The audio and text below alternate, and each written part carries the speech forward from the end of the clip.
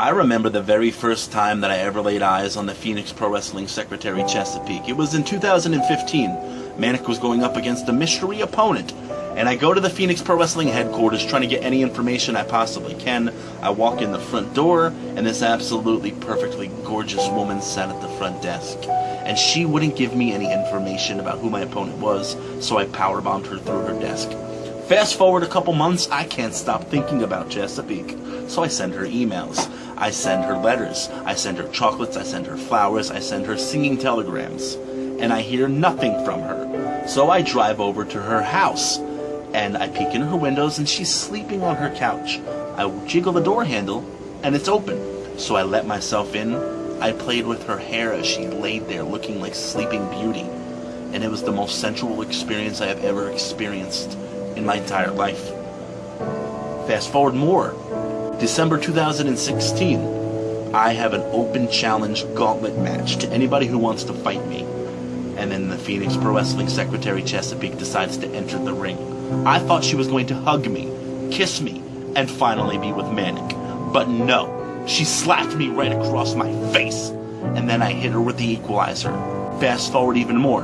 I was fighting Marcus Nomad Cage, and Chesapeake grabbed the microphone and said, "Manic, I'm finally ready to come home with you." So I don't worry about Nomad. I start to walk through the ropes, and she says, "Just kidding." Distracting me, letting Nomad roll me up for the pin, making me lose. That's something Manic doesn't do. Manic doesn't lose. So I go to powerbomb her in the corner to teach her a lesson: you don't screw with Manic. And along comes Man-Chikd to save her. So Manic and Man-Chikd go one-on-one, and I was victorious. Maybe I cheated a little bit and smacked him with the rolling pin, but I still got the win, and Chesapeake still wasn't impressed. So I go to smash his skull in, and Chesapeake tries to stop me. So I tombstoned her in the middle of the ring, leaving her unconscious. Man-Chikd gets his rematch at the Altoona Curve in a toy box match, which meant anything inside his toy box was legal to use.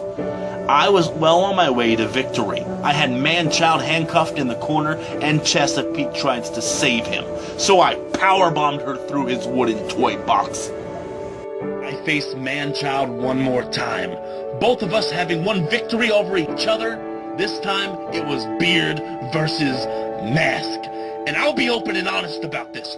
I didn't win, and I wasn't about to follow the rules and let Chesapeake and Man-Chikd shave my beard. So I super kicked her right in the face, making blood gush from her nose.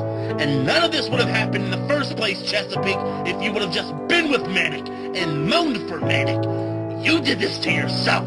I love you with all of my heart, and you do nothing but turn me down. July 1st, Altoona, Pennsylvania.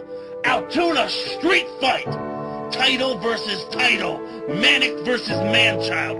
One final time. And this time, I don't care if I get Chesapeake.